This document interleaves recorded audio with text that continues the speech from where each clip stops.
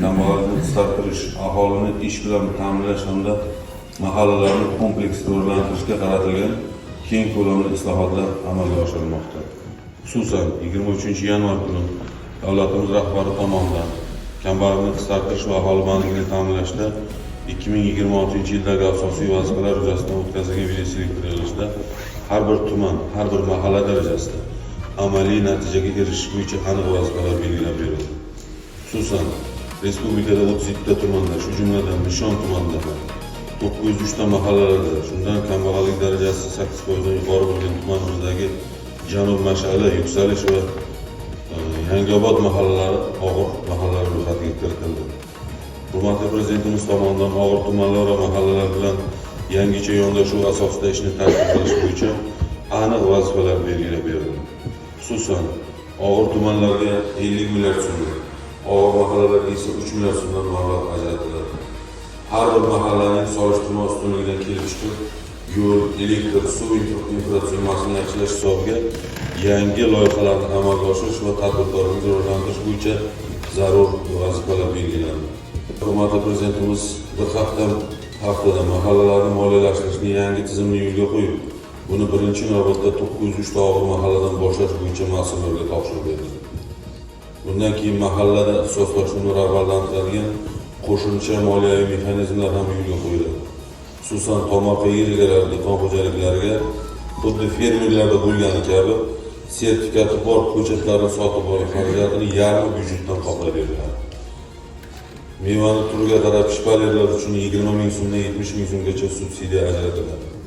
Tomorqaga tomchilatib sug'orish tizimini joriy qilganlarga har bir sotiq uchun 160 ming so'mdan kompensatsiya to'lanadi. Hozirda suv ta'minoti og'ir bo'lgan tomorqa va ijara yerlarida quduq qazib suv chiqarish uchun 150 million so'mdan subsidiya yo'naltiriladi. Endi quduqdagi nasoslarga 10 kilovat quyosh paneli o'rnatganlarga yana 50 million so'm beriladi. Agar usta dehqonlar mahalladagi har 10 ta xonadonni eksportbop mahsulot yetishtirishni yo'lga qo'ysa 2 million so'm. Bu ishlarni mahalladagi tomorqasi bor xonadonlarning kamida 30% tashkil qilsa, yana 75 million so'm mukofot oladi. Shuningdek, barcha tumanlarda oilaviy tadbirkorlik dasturi doirasida ajratiladigan imtiyozli kreditlarning eng ko'p miqdori 1,5 barobarga oshirib 50 million so'mga yetkazildi. Qilingan va sertifikatli naslli chorva mollari va tuyachilik uchun 100 million so'mgacha imtiyozli kredit beriladi. Uy mehmonxona, kichik hajmli muzlatgich, mahsulotni saqlash va qayta ishlash mini texnologiyasi uchun esa 150 million so'mga kredit ajratiladi. Chegara va anklav hududida joylashgan 560 ta mahallada tadbirkorlik loyihalariga kredit miqdori 1 milliard so'mgacha oshiriladi. Hozir 300 million so'm. Bundan tashqari og'ir tumanlarga oilaviy tadbirkorlik dasturi doirasida ajratiladigan kredit foizi 17,5% dan 12% ga tushirilib ajratiladi. Shu jumladan Nishon tumanimizga ham, Yuksalish mahallamizga ham. Hozirgacha amaldagida 17,5%. Shu bilan birga oilaviy tadbirkorlik dasturi bo'yicha muammoli kreditlarni undirish bo'yicha yangi rag'batlantirish mexanizmi joriy etiladi. Ko'rib turibsizlar, mahallada odamlarni ishli va daromadli qilish bo'yicha yangi tashabbuslarni e'lon qilib, mablag'ini ham topib beryapmiz dedi muhtaram Prezidentimiz. Bu mablag'lardan samarali foydalanish uchun eng avvalo hokim yordamchilari aniq natijaga qaratilgan yondashuvlarni mahallaga olib tushib, yangicha ishlashga o'tishi zarur. Hokim yordamchilari tashabbuskorlarni topib, mahallada mikro va kichik loyihalarni amalga oshirishni ancha o'rganib, tajriba orttirdi. Endi ular o'zi mas'ul bo'lgan mahalladagi ishni yangicha loyihaviy yondashuv asosida tashkil qilishga o'tadi dedilar hurmatli Prezidentimiz. Yig'ilishda belgilab berilgan vazifalarni barcha sohalarda suvsiz ijrosini ta'minlash maqsadida 2026 yilda tumanimizda favqulodda holat yili deb e'lon qildi.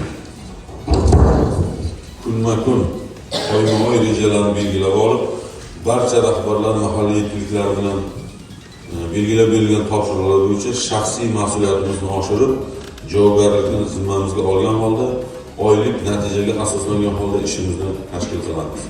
Hurmatli mahalla faollari, bugun biz Yuksalish mahallasida kambag'allikni qisqartirish va aholi bandligini ta'minlash bo'yicha zarur vazifalarni belgilab olishimiz zarur bo'ladi.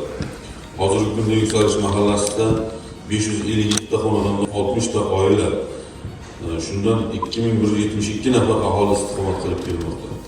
mahalla yetkiligi tomonidan fuqarolarni kasblarga o'qitish, tadbirkorlikka jalb etish, imtiyozli kreditlar va subsidiyalarni ajratish, ayniqsa tomorqadan samarali foydalanishni tashkil etish, yoshlar va xotin-qizlar bandligini ta'minlash bo'yicha ishlar yetarli tashkil etilmagani sababli 2025 yil 1-dekabr holatida mahallada ishchilar soni 67 nafar, kambag'allik darajasi esa 7% tashkil etib, tuman ko'rsatkichidan 2 barobar yuqori bo'lib qoldi. Hurmatli Prezidentimiz tomonidan belgilab berilgan vazifalar hamda yaratib berilgan imkoniyatlardan kelib chiqib, kambag'allikni qisqartirish, aholi bandligini ta'minlash bo'yicha Yuksalish mahallasida joriy yilda quyidagi ishlarni izchillik bilan amalga oshiramiz. Birinchidan, mahallani barqaror elektr bilan ta'minlash maqsadida 300 kW kichik quyosh stansiyasi qurilib, mahallaga beg'araz aktiv sifatida beriladi. Stansiyadan olingan yashil energiya hisobidan mahallada 400-500 million so'm qo'shimcha daromad keltiradigan iqtisodiy aktiv paydo bo'ladi. Bu yashil daromad yashil chora-tadbirlarni amalga oshirishga yo'naltiriladi.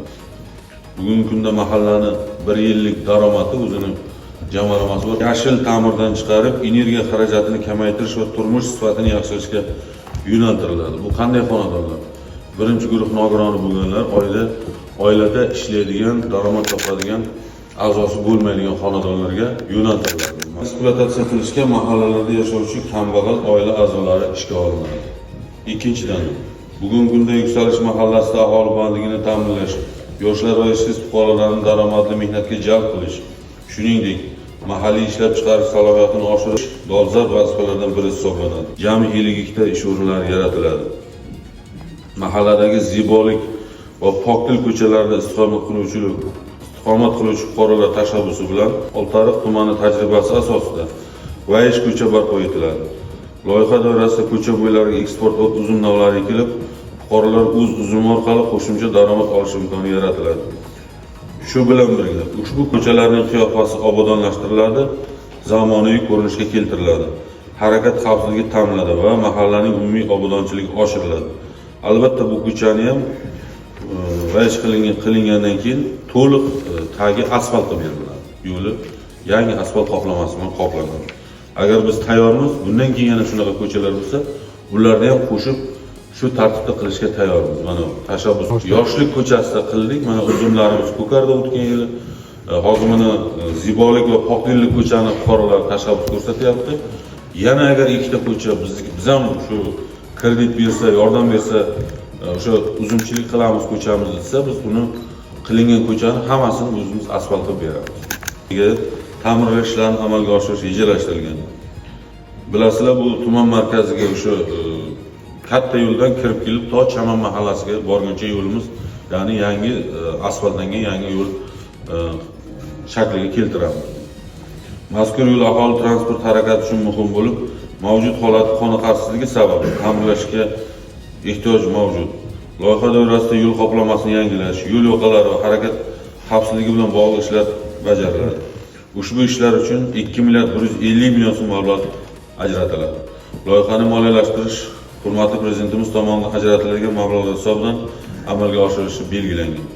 Hurmatli mahalla faollari, yuqoridagi tashabbuslarni amalga oshirish natijasida mahallada aholining daromadlarini oshirish bilan birga 365 nafar aholining bandligini ta'minlash bo'yicha aniq choralar amalga oshiriladi. Albatta, yuqorida belgilangan vazifalarni samarali amalga oshirishda bevosita sizlarning beminnat maslahatingiz, faol ishtirokingiz, tashabbusingiz va hamjihatligingizga bevosita bog'liqdir. Shuning uchun barcha mahalla faollarini yuqoridagi tashabbuslarni birgalikda amalga oshirishga chaqiraman va ishonamanki, Yuksalish mahallasida kambag'allik darajasini 2 barobarga pasaytirish, aholi bandligi va farovonligini 2 barobarga oshirishni ta'minlaymiz. Sizlarning hurmatli Prezidentimiz tomonidan yaratib berilgan yuqoridagi imkoniyatlardan samarali foydalanib, mahallani yangicha yondashuv asosida rivojlantirishda faol ishtirok etishga chaqiraman. E'tiboringiz uchun rahmat. Bosib tuzlab, kishi bilan to bu yozda Makka va beda o'rilguncha berib kelingan. Hozir buni yangi texnologiyasi chiqdi. Asosan mana o'sha tajribasi bo'ladigan bo'lsa yo'q. Lekin uchastkada hovlida turadiganlarga chorva yaxshi bo'lar. Yana tashabbuskorlarimiz qo'yam olishni bildirgan. Umuman kredit mablag'larimiz ham yetarli buning uchun ajratib Bularda aprelgacha mana shu hozir kesilgan uzum bo'ladi. Mana shunday uzumni qilib, ular sanamizni ko'rsatsak qiladi demoqchiman. Buni ham bir yo'lini qilamiz. Endi sanoat loyihalarimiz bo'yicha aytib o'tdim, mana shu yuqoridagi u yoqda Yangiobodda qurib qiladi odamlar. Bu yerda mana harakat qilsa pul topsa bo'ladi. Davlat qachon aytsak kam bo'ladi deb o'ylayman.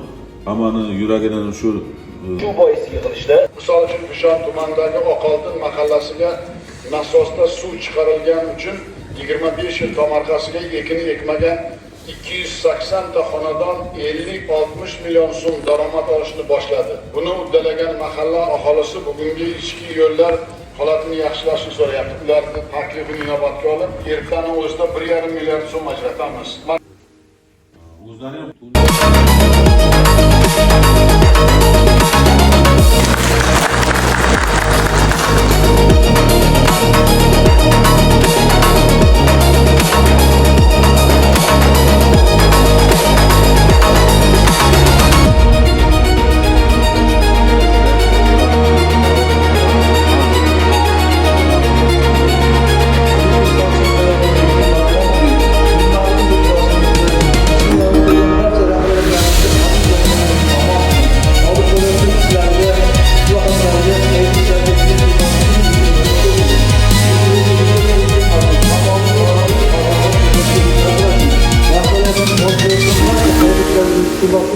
Biz kunlar chiroyli bir mahallalar bo'lib, obod ko'chalar bo'lib, obod mahallalar bo'lib, hammadan shunday birga umr guzorat qilishni Alloh hammamizga o'zi nasib qilsin. Alloh.